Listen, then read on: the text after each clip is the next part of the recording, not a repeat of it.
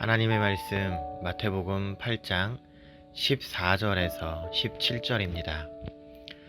예수께서 베드로의 집에 들어가사 그의 장모가 열병으로 앓아 누운 것을 보시고 그의 손을 만지시니 열병이 떠나가고 여인이 일어나서 예수께 수종들더라.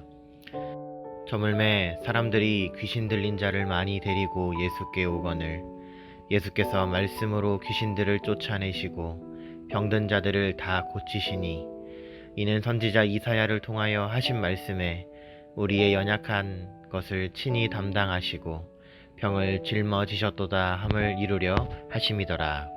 아멘. 복음을 듣는다고 다 믿고 구원받는 것은 아닙니다. 하나님의 주권적인 뜻대로 택함을 입은 자만이 구원을 받습니다. 오늘 이 말씀을 통해 하나님의 택하심을 입어 구원받았다는 것이 얼마나 놀라운 은혜이고 평생 감사해야 할 일인지 다시금 새겨보아야 하겠습니다. 예수님께서 공생의 기간에 행하신 일들을 두 가지로 정리하자면 말씀을 선포하신 것과 병을 고치신 것입니다. 주님께서 가시는 곳마다 많은 사람들이 몰려들어 말씀을 들었고 갖가지 병을 가지고 있는 병자들이 예수님께 고침을 받았습니다.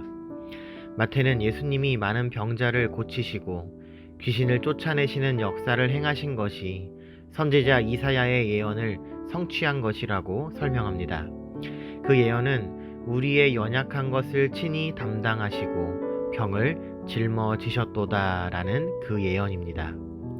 즉 예수님의 치유 사역은 그분이 하나님 나라를 이 땅에 임하게 하신 메시아이심을 증명한 일입니다.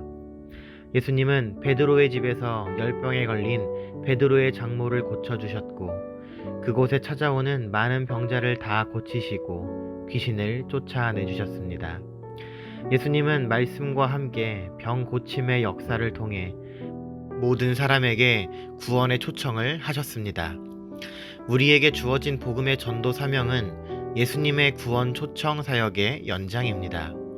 성도는 예수님을 따라 때를 얻든지 못 얻든지 많은 사람에게 천국 복음을 전함으로 그들을 구원으로 초청하는 사명을 감당해야만 하는 겁니다.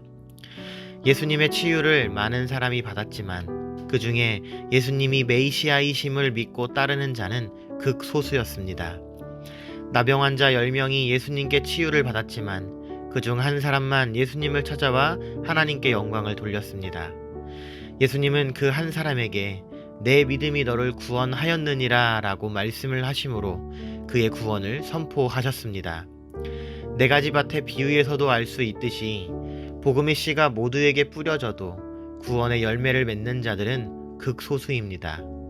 그 중에는 이 땅에서의 필요를 채우기 위해 주님을 따르는 자도 있었습니다.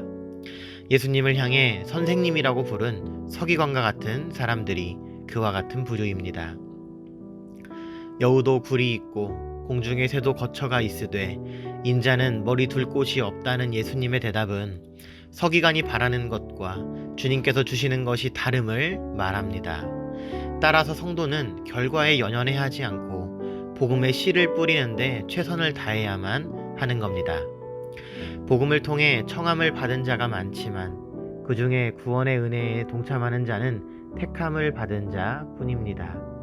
복음을 들어도 성령의 부르심을 받지 못하면 복음을 믿을 수 없기 때문입니다. 전적으로 타락한 인간의 본성으로는 스스로 믿음을 가질 수 없습니다. 오직 하나님께 택함을 받은 자만이 성령님의 부르심을 받고 믿음을 소유하고 구원에 참여할 수 있는 겁니다. 그러므로 성도가 예수님을 믿고 구원받은 것은 전적으로 하나님의 은혜의 역사입니다. 이런 자의 특징은 예수님을 하나님의 아들로 믿고 그를 따르는 제자의 길을 주저하지 않는다는 겁니다.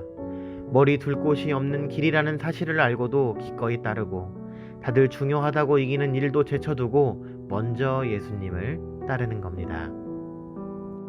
하나님의 주권적인 은혜로 택함받은 우리 모두 예수님의 길을 충성스럽게 따르는 예수님의 참된 제자가 되기를 바랍니다.